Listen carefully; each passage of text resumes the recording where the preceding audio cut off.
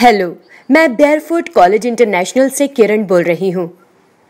क्या आप जानते हैं कि टीका यानी वैक्सीन लेने के बाद हमारी क्या जिम्मेदारी होती है? हेलो किरण, मैं आपको एक ऐसी खबर सुनाने जा रहा हूँ जिसे सुनकर आप बहुत खुश होंगी। मैंने कल ही कोरोना वायरस से बचाव का दूसरा टीका लगवाया है। अरे वाह, अच्छी बात सुनाई है आपने कमल भैया।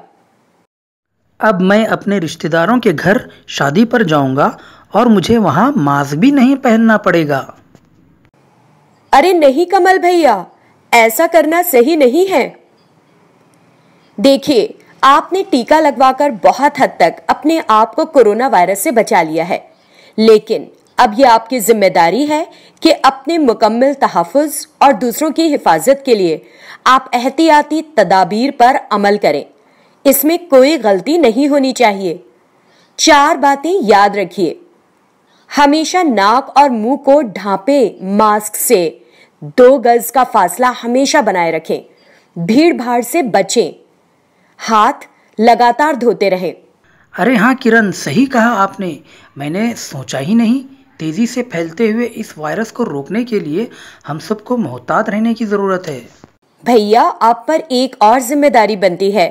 आप दूसरों को भी टीका लेने के लिए समझाएं। ये तशवीश की बात है कि अभी भी बहुत सारे लोग टीका लेने नहीं जा रहे हैं। हाँ किरण, लोगों को टीके के बारे में जो भी डर और खौफ है उसको दूर करना बहुत ज़रूरी है। मैं सबको बताऊंगा कि मैंने तो टीका दोनों बार लगवाया है। मैं आप सबसे दरखास्त करती हूँ, कमल भैया की तरह आप सब भी 2 बार टीका लगवाने जाएं और टीका लगवाने के बाद भी एहतियाती तदाबीर इख्तियार करते रहें। टीका लगवाने से कोई खतरा नहीं है। हर एक फर्द को 2 बार टीका लगवाना हम सबकी हिफाजत के लिए बहुत जरूरी है।